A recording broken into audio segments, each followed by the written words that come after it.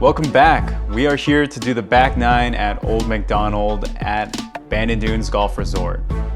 Sadly, this is the last video that I'm going to be putting up from Bandon Dunes. I'm going to be moving on to some more of my local courses.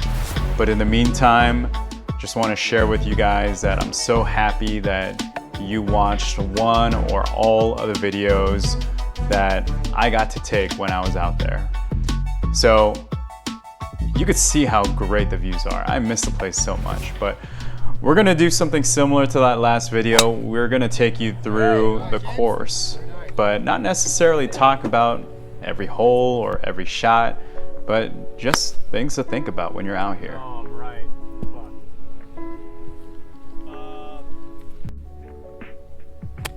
So one of the things when you're out here is that last round you're gonna play, so bittersweet. Hopefully you've had a chance to play all of the courses out here. Even if you get to play one, that's still an experience. And all the great golf that you've played, you're like, dang, I gotta go back to my munis now. But at the same time, I know this is gonna sound cheesy. You got your friends, hopefully family waiting for you, loved ones waiting for you back home, your pets. So I guess my sincere wish for any of you here is if you get to go to Bandon Dunes that you're coming back to home, sweet home.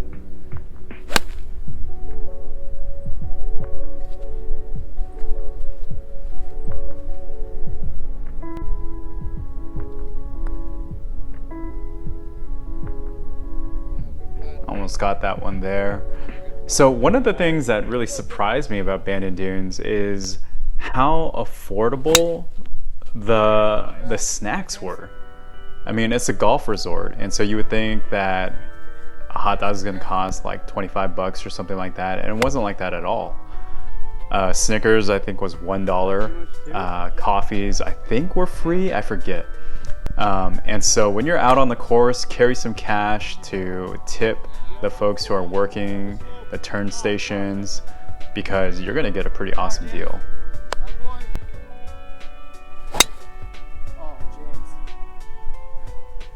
You know what's crazy is that I went on this trip about a year into my golfing journey, and there's so much about my swing that to me feels and looks so different. Like, I'm not even using the same grip anymore.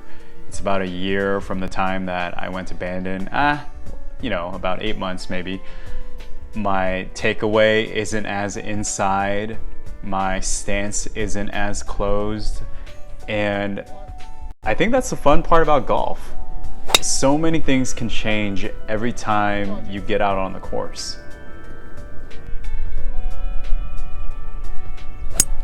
Ooh.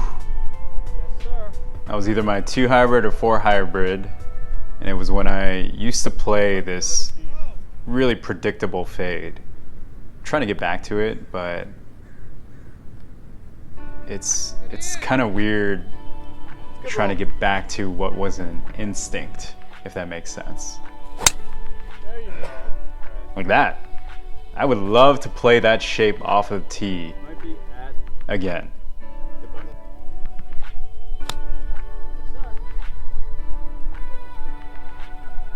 Even though I was in a bunker, how did I think about it?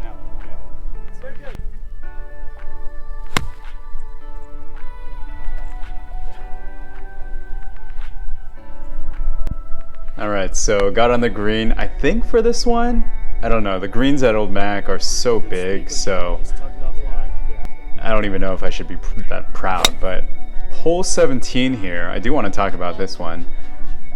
You have a cluster of bunkers in range of your driver on the right side of the fairway. So I got lucky here, hit another solid hybrid, and you can't quite hear it in the background, but my caddy says, "He's so good."